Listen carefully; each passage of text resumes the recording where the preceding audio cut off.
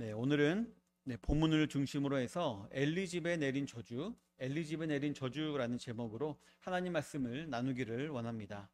지난주에 알아보았듯이 이 당시 대제사장 엘리의 아들들은 참 불량자였습니다.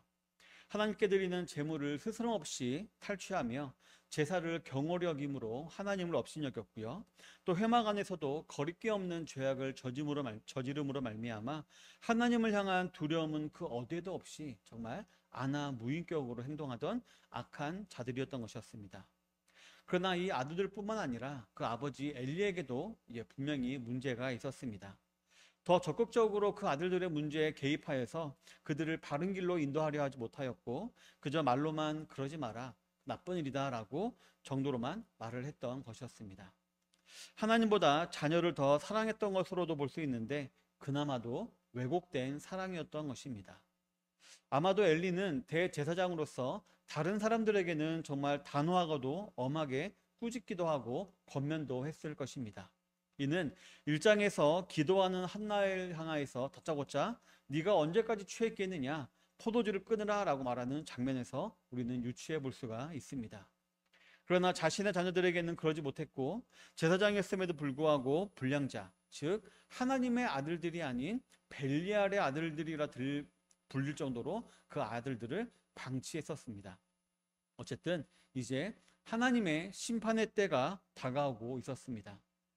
그러나 본문 27절 전반절에 보면 하나님의 사람이 엘리에게 와서 그에게 이르되라고 기록을 하고 있습니다. 은혜의 하나님께서는 또 다른 선지자를 보내셔서 엘리에게 회개할 기회, 지금이라도 아들들을 옳은 길로 인도할 그런 기회를 주고 계신 것이었습니다. 그런데 여기서 조금 안타까운 점이 있습니다. 바로 엘리 역시 대제사장이자 선지자였고 사사였습니다. 따라서 분명히 하나님의 음성을 직접 들을 수도 있는 그런 위치에 있는 자였다는 것입니다. 그러나 이제 엘리는 그 영혼이 혼탁해지고 또 영이 흐려져서 더 이상 하나님을 인식할 수 없는 지경까지 이르게 되었고, 그 결과 하나님께서는 다른 하나님의 사람을 보낼 수밖에 없는 그런 지경이 되었다는 것이었습니다. 물론 말씀하시고자 하시면 하실 수 있었을 것입니다. 그러나 하나님께서는 그에게 기회를 주시긴 하지만 더 이상 엘리를 자신의 대변인 혹은 종으로 생각하지 않으셨기 때문에 다른 사람을 그에게 보내셨던 것이었습니다. 그리고 이어서 그의 죄가 무엇인지를 지금 지적하고 계십니다. 첫 번째로는 제사장의 직분을 가볍게 여긴 죄였습니다.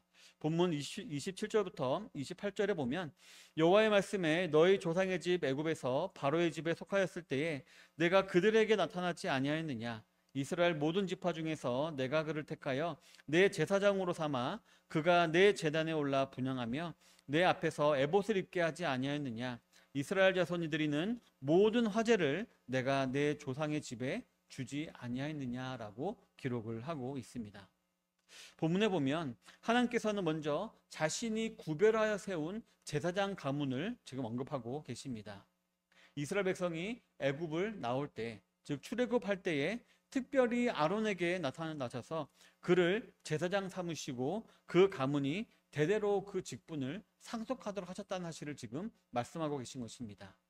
그래서 이어진 본문에서 내 제단에 올라 분향하며 내 앞에서 에봇을 입게 하지 아니하였느냐라고 말씀하셨는데, 여기서 말하는 제단을 오르는 일, 분향을 하는 일, 에봇을 입는 일, 요 세 가지 일은 일반적으로 일반 백성에게 허락되지 아니하고 오직 제사장들만 할 수 있는 일인 것을 볼 때에 이 엘리가 맡고 있는 제사장 직분이라는 것은 하나님으로부터 거룩히 구별받은 너무나도 귀한 직분이었음을 우리에게 알려주고 있는 것이었습니다.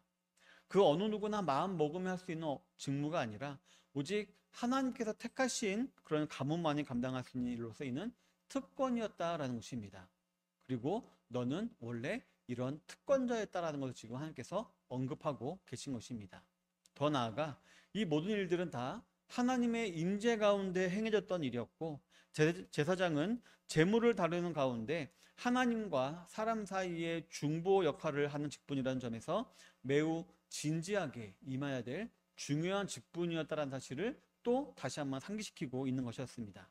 그래서 이어진 본문에 보면 이스라엘 자손이 드리는 모든 화제를 내가 내 조상의 집에 주지 아니하였느냐라고 말을 했듯이, 제사장들은 특별히 땀을 흘려서 밭을 일구는 일이 없어도 다른 이스라엘 백성들이 가져온 그 재물을 먹게 하심으로 말미암아 다른 걱정 없이 오직 이 직무에만 집중할 수 있도록 하셨음을 또 말씀하고 계신 것이었습니다. 이처럼 하나님께서는 그들로 하여금 충성된 일꾼이 되게 하기 위하여서 충분히 지금까지 일을 하셨음을 지금 우리가 이 하나님 말씀을 통해서 알 수가 있는 것입니다. 그러나 오늘 엘리의 모습을 보면 이 특권을 귀찮게 여긴 것 같습니다. 혹은 부담스럽게 여기기도 했던 것 같고요. 아니면 어려운 일처럼 여겼던 것 같기도 합니다. 혹은 이 특권을 자기 마음대로 막 써도 되는 면책 특권 정도로 생각했는지도 모르겠습니다. 그래서 그는 몸집이 비대해졌다라고 했는데요. 단순히 그가 운동을 안 해서 살이 쪘다는 것이 아니라 그의 영적 상태가 이처럼 악했다, 게을렀다라는 것을 알려주는 것이고요. 또 악한 아들들은 또 다른 증거라고 볼 수 있는 것이었습니다. 그렇기 때문에 하나님께서는 엘리가 감당하고 있는 제사장 직분의 시작을 언급하시면서 너는 너의 직분이 실제로 얼마나 거룩한 직분인 줄 잊은 채 그러한 직분을 제대로 감당하지 않았다라는 사실을 지금 지적하고 계신 것입니다. 또한 책망하고 계신 것이었습니다. 성도 여러분, 이 첫 번째 대지, 오늘 말씀은 저 같은 아마 목사들이 더 무겁게 받아들여야 될 그런 말씀이기도 할 것입니다. 목사로서 누리고 있는 특권을 감사함으로 잘 활용하여서 하나님을 영화롭게 하고 성도들의 삶을 행복하게 해줘야 될 의무가 우리 목사에게 있는데, 혹 그렇지 못했다면 경각심을 느껴라라고 말하는 그런 본문이기에 충분한 것입니다. 그러나 지난주에도 말씀드렸듯이 우리 성도들 모두가 다 왕같은 제사장이라고 했습니다. 따라서 모두가 다 이 제사장의 위치에서, 그것도 왕같은 책임감을 가지고 이 제사장의 직분을 우리가 잘 감당해야 되는 사실을 우리가 알아보았고, 또 우리는 마땅히 그래야 하는 것입니다.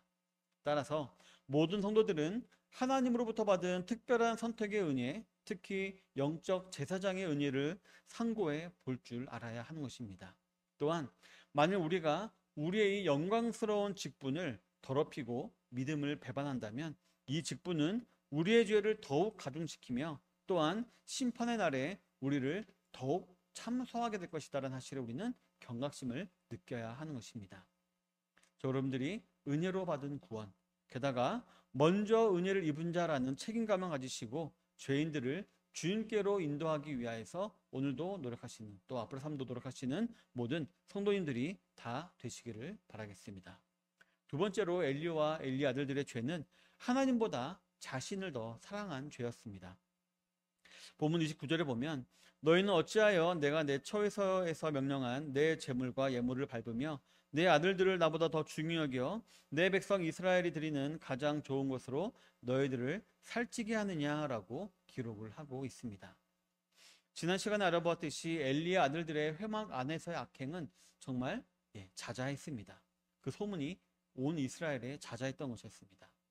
흔든 가슴과 뒷다리살만이 제사장들에게 허락된 부유했음에도 불구하고 그들은 마음대로 갈고리를 가지고 걸려 나오는 좋은 부분의 고기를 먹으려고 했고요. 더 나아가 삶은 고기가 아니라 스테이크처럼 구운 고기를 먹기 위해서인지 제사 드리기 전에도 먼저 고기를 빼앗는 그런 악한 행동을 했던 것이었습니다. 이러한 사실을 하나님께서는 더 노골적으로 표현하십니다. 본문 전반절에 보면 하나님께서는 엘리와 엘리의 아들들이 나의 재물을 또 나의 예물을 밟았다라고 지금 표현을 하고 계십니다. 벨리알의 자녀들, 즉 무가치한 자녀들이 나의 재물과 예물을 밟아 무가치하게 만들어 버렸다라고 지금 말씀하고 계신 것입니다. 그리고 이는 여호와 하나님을 무가치하게 여겼을 뿐만 아니라 그에게 최대의 경멸을 가한 것이다라고 볼 수가 있는 것이었습니다. 먼저 이들이 회막문 앞에서 있는 여인들을 겁탈했을 때 그 기둥에는 분명히 여호와께 성결이라는 글씨가 새겨져 있었을 것입니다. 그리고 그들이 솥으로부터 고기를 강제로 빼앗았을 때 그 솥에도 분명히 여호와께 성결이라는 글씨가 율법에 따라서 새겨져 있었을 것입니다. 이처럼 그들은 거룩한 곳에서 대놓고 여호와의 거룩을 경멸하는 행동을 했던 것이었습니다. 이러한 모든 것을 하나님께서는 발로 밟아 쓰레기 취급했다라고 지금 지적하고 계신 것입니다. 또한 하나님께서는 엘리에게는 말합니다. 자신보다 너의 자식들을 더 중요하게 여겼다라고 지금 또 그 사실을 지적하고 계십니다. 여기서 중하게 여겼다라는 표현은 말 그대로 무겁게 여겼다라는 표현으로서 영광을 나타내는 말이기도 합니다. 즉 하나님께서는 마땅히 자신에게 돌려야 될 영광을 빼앗아서 너의 아들들에게 그 영광을 주었구나 라고 말을 하면서 지금 엘리를 책망하고 있는 것이었습니다. 성도 여러분, 엘리는 아들들의 오만과 불경건을 징벌하지 않음으로써 결과적으로 그들의 악행을 방조한 꼴이 되었습니다. 그리고 이러한 방조는 하나님의 거룩을 회방하는 행위로서 하나님의 영광을 가리우는 것이었습니다. 왜냐하면 율법에서도 보면 제사들을 더럽히거나 부정한 제물을 드리면 제사장직을 박탈하든 아니면 법적 징벌을 가함으로 말미암아 그 거룩을 유지해야 된다라고 분명히 말을 하고 있기 때문입니다. 그러나 엘리는 하나님을 영화롭게 하기보다는 자기를 더 기쁘게 하고 혹은 자기의 자녀를 더 기쁘게 하는 일에 창념함으로 말미암아 그들의 불법을 유야무야 넘어가 버리고 말았고, 하나님께서는 이런 일이 계속해서 일어나도록 내버려 두실 수가 없던 것이었습니다.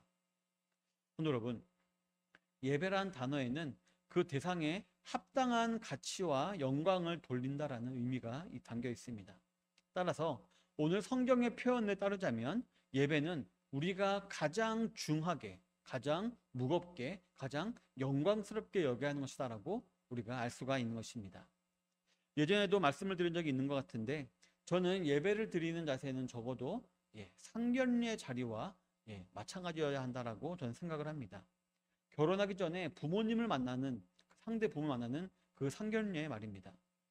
그 누구도 그 상견례에 늦거나 도중에 움직이거나 아니면은 트레이닝복을 입고 오거나 졸거나 하는 일은 아마 절대로 없을 것입니다. 왜냐하면 그렇게 하는 행동들은, 또 그런 옷차림들은 바로 앞에 있는 상대방의 부모님들을 업신여기는 행위이기 때문입니다. 그래서 모름지기 이 상견례에는 가장 깨끗한 옷을 입고 바른 태도로 그들 부모님들의 눈을 바라보면서 내가 당신의 말을 경청하고 있습니다라는 그런 모습을 보여주어야 그 결혼은 아마 허락이 될 것입니다. 세 번째로 이들의 죄는 바로 끝까지 회개하지 않는 죄였습니다. 하나님께서는 엘리를 찾아오셔서 제사장의 직분의 의미와 그 아들들의 죄를 지적하시면서 그들에게 회개할 기회를 충분히 주신 것으로 보입니다. 그러나 하나님께서는 그들이 회개하지 않을 경우 받게 될 저주도 언급하시면서 다시 한번 엘리를 압박하여 기회를 주십니다. 30절에 보면 그러므로 이스라엘의 하나님 나 여호와가 말하노라 내가 전에 내 집과 내 조상의 집이 내 앞에서 영원히 행하리라 하였으나 이제 나 여호와가 말하노니 결단코 그렇게 하지 아니하리라. 나를 존중히 여기는 자를 내가 존중히 여기고 나를 멸시하는 자를 내가 경멸하리라 라고 기록을 하고 있는 것입니다. 오늘 이 본문은 선지자가 나타나 엘리에게 선포하는 말씀 중에 가장 충격적인 말씀을 하고 있는 그런 부분입니다. 바로 내 집과 내 조상의 집이 내 앞에서 영원히 행하리라 라고 말을 하였으나 결단코 그렇게 하지 아니하겠다라는 하나님의 좀 놀라운 그런 말씀이 담겨 있는 것입니다. 어떻게 보면 정말 하나님의 그 영원한 언약을 하나님께서 깨시겠다라고 지금 말씀하고 계신 것입니다. 지난 몇백 년 동안 엘리의 조상들이 천직으로 알았던 직분을 하루아침에 빼앗아 가시겠다는 말씀을 하고 계신 것입니다. 물론 이는 즉시 일어날 일은 아니었습니다. 하지만 분명히 차례로 일어날 일입니다. 이어지는 31절에 보면 내 팔과 내 조상의 팔을 끊겠다라고도 말씀하십니다. 이는 백성들에 대한 영향력을 더 이상 갖지 못하게 돌 것이며 오히려 멸시와 천대를 당하게 될 것이다라는 의미를 가지고 있는데요. 이는 이후 솔로몬 시대에 그의 후손인 대제사장 아비아달이 아나돗으로 쫓겨나고 사독 가문이 이스라엘의 대제사장의 유업을 잇는 가문이 되는 것으로 이루어지곤 합니다. 또한 이어지는 31절부터 33절에 보면 그 집안이 영원토록 노인이 하나도 없을 것이며 출산되는 모든 자가 젊어서 죽을 것이다 라고 말씀하셨습니다. 이는 잠시 후에 있을 두 아들 홈니와 비느하스의 죽음을 말하는 것이기도 하고요. 이후에 사울 왕으로 인해 엘리의 손자 아히멜렉을 비롯한 노베 제사장 58명이 죽는 사건이 벌어지는데 그 사건을 말하기도 하는 것이었습니다. 그리고 33절에 보면 그 가운데 한 사람은 살아남아서 그 모든 비극을 보고 슬퍼할 것이다 라고 했는데 그 예언은 바로 사울의 칼을 피해 혼자 다윗을 찾아왔던 아비아달을 통해서 또 그대로 성취가 되었습니다. 성도 여러분, 앞에서도 말씀드렸듯이 30절부터 34절의 말씀은 하나님의 경고였습니다.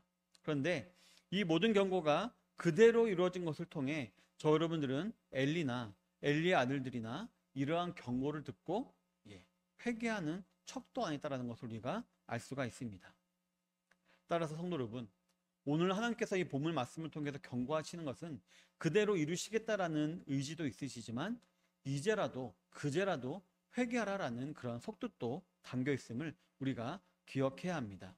따라서 저와 여러분들 가운데에는 이처럼 하나님의 말씀이 우리에게 임할 때 마음을 완악하게 가져서 성경에 기록된 복된 약속이 아니라 저주의 약속을 받는 자들은 없어야 할 것입니다. 왜냐하면 하나님은 약속에 신실하신 분이신데요. 이는 복의 약속이든 저주의 약속이든 분별 없이 신실하게 해주시는 분이시기 때문에 우리가 그 복의 약속을 우리가 신뢰하고 순종하며 나아가면 그 복을 반드시 받게 되는 것입니다. 따라서 이 사실을 상고하며 말씀 앞에 항상 겸허하며 순종의 자세를 가지게 되시는 모든 성도님들이 다 되시기를 바라겠습니다. 이어서 하나님께서는 또 다른 방법으로 엘리의 회개를 촉구하시는 것을 우리가 볼 수가 있습니다. 바로 엘리를 대체할 제사장을 일으켜 하나님의 집을 경고케 하시겠다라는 말씀을 하고 계신 것입니다. 본문 35절에 보면 내가 나를 위하여 충실한 제사장을 일으키리니 그 사람은 내 마음 내 뜻대로 행할 것이라. 내가 그를 위하여 견고한 집을 세우리니 그가 나의 기름 부은 받은 자 앞에서 영구히 행하리라 라고 기록을 하고 있습니다. 어떻게 보면 하나님께서 질투를 시켜서라도 엘리와 그 아들들을 회개시키겠다라는 의지가 엿보이기도 하는 것입니다. 그러나 역시 반전은 없었습니다. 그리고 그 예언대로 그냥 성취가 되어버리고 말았습니다.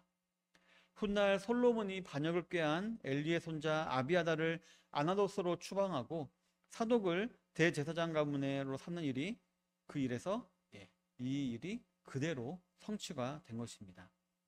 그리고 그 사독 가문은 나의 기름 부음을 받은 자, 즉 다윗 가문이 통치하는 동안에는 영구히 그 제사장의 직분을 감당하게 되었습니다.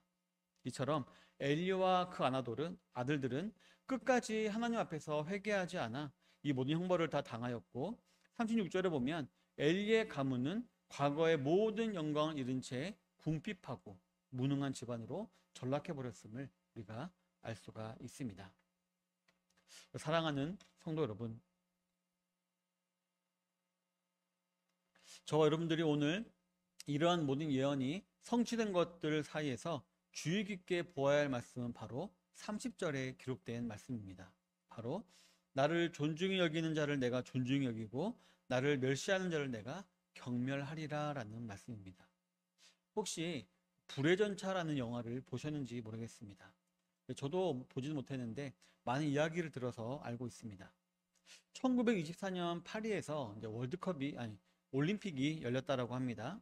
이때 스코틀랜드의 에릭 리델이라는 사람이 영국의 100m 달리기 국가 대표였다라고 합니다. 그런데 그는 100m 달리기의 결승전이 주일에 열린다는 사실을 알게 되었고 결국 신앙적인 거리낌으로 말미암아 그 경기를 포기했다라고 합니다. 그 일이 있은 이후에 그에게 400m 경주에 참가할 수 있는 기회가 주어졌지만 주변의 반응은 회의적이었다라고 합니다. 왜냐하면 단거리와 중장거리의 차이는 쉽게 극복하기가 힘든 것이었기 때문이었습니다.